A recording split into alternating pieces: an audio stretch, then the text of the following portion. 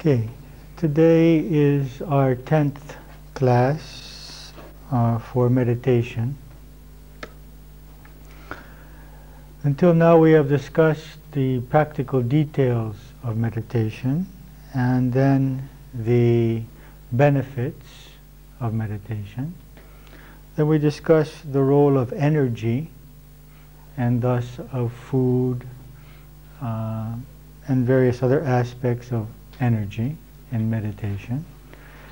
And then we discussed the first two steps of the eightfold path of yoga, which is called Raja Yoga, the yamas and the niyamas. And so we discussed that in order for someone to be successful in meditation, but also successful in creating an inner peace and in coming into contact with our higher self, but also in creating harmony and health, that we need to observe non-violence. And of course, non-violence is not only towards others, but also towards ourselves. We should not be partaking in any self-destructive ways of thinking or eating or functioning in our lives. So it's not violence towards others and not violence towards ourselves. Truthfulness, to speak always the truth. Non-theft, that is to take only what is ours, not to take anything which does not belong to us. Non-envy, that is not to be jealous or envious of anything that we don't have. That could be characteristics or it could be objects or even people. We can be jealous of someone's child or someone's spouse. And sexual moderation. These were the five yamas, the five aspects of our being which we need to have under control. And then there were the five niyamas, that is purity of body and mind, of a clean body and a clean mind. Contentment, that is to exercise being content with what we have or becoming able to manifest what we don't have. One of the two. Devotion to God, and we mentioned that in yoga there is no specific form of God, that each person is free to worship in his own religious context, so that this path of Raja Yoga can be used by a Christian, by a Jew, by a Muslim, by a Hindu, by a Buddhist, by anyone. It's a system of techniques. It's not a dogma. It doesn't have any specific form or dogma. Then we mentioned tapas, the self-discipline, that one needs to strengthen one's will by having discipline, and that is being able to control certain needs or desires. And the last that we discussed was self-study, that is studying our personality and studying our true self. Now, the study of the personality is a form of self-observation and self-analysis, whereas the study of the true self begins by reading what spiritual masters say about our true nature, and then also through meditation and various other techniques so that we can experience it. Because it's one thing to hear about something and it's another thing to experience it. So those are just the first two steps of Raja Yoga. All these weeks we've only covered two steps. Today we're going to cover the rest of the steps.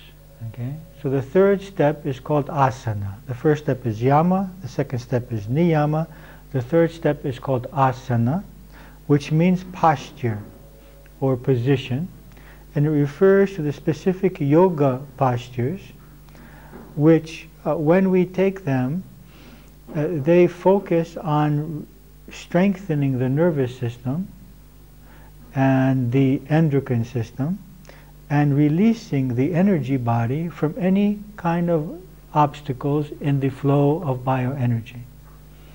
Now here in the West, most people when they're introduced to yoga, they are not introduced simply to these asanas, but into preparatory exercises, movements, which when we do them allows the body to become more flexible, freer from tensions, so that we can eventually stay in these postures. According to Patanjali, the person who has written down this eightfold path, it's about 500 years before Christ. This book was written, the Sutras of Patanjali, 300 to 500 years before Christ. There are two characteristics of asana. The first is that it's effortless.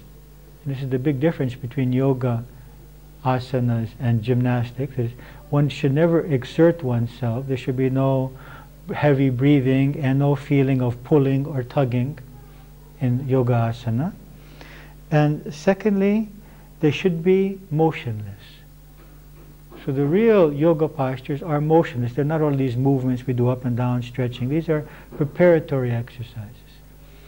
And so one gets into this motionless posture and remains there, and as we remain in this posture, we come in contact with the tension and the nervosity which is in our nervous system and body. And the first impulse is to let go of the posture, to come out of it. Either because we feel uncomfortable, or because we're nervous, or because we're bored, or because we want to do something else. And this is our confronting our energy blockages. So gradually, the student of this path learns to stay for longer and longer periods of time in the asana. He may stay 1 minute the first day, and then start staying 2 minutes and 3 minutes and 20 minutes and then a half an hour.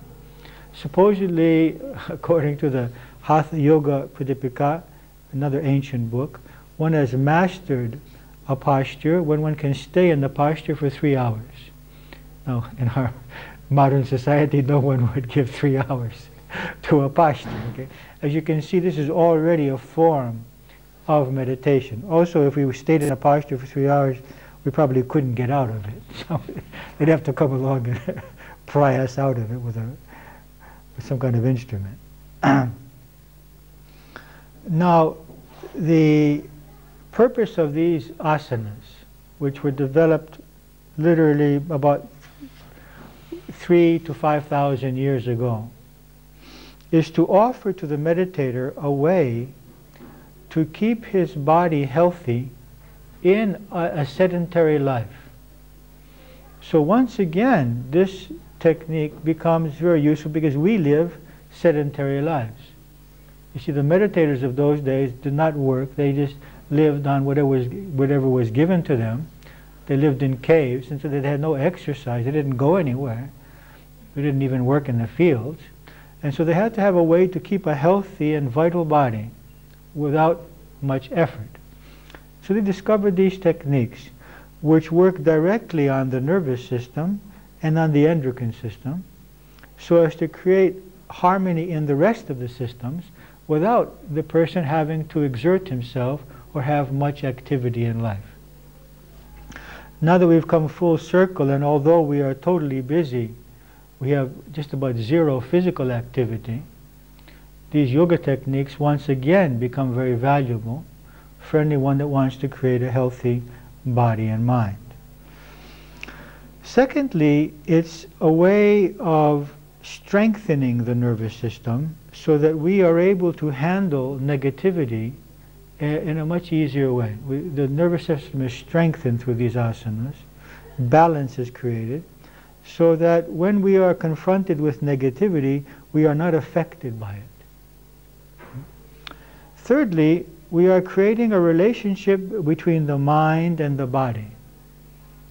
And we are beginning to be able to control the body. The body ceases to be an obstacle. Oh, the body is cold. Oh, the body is hot. Oh, the body is tired. Oh, the body is nervous.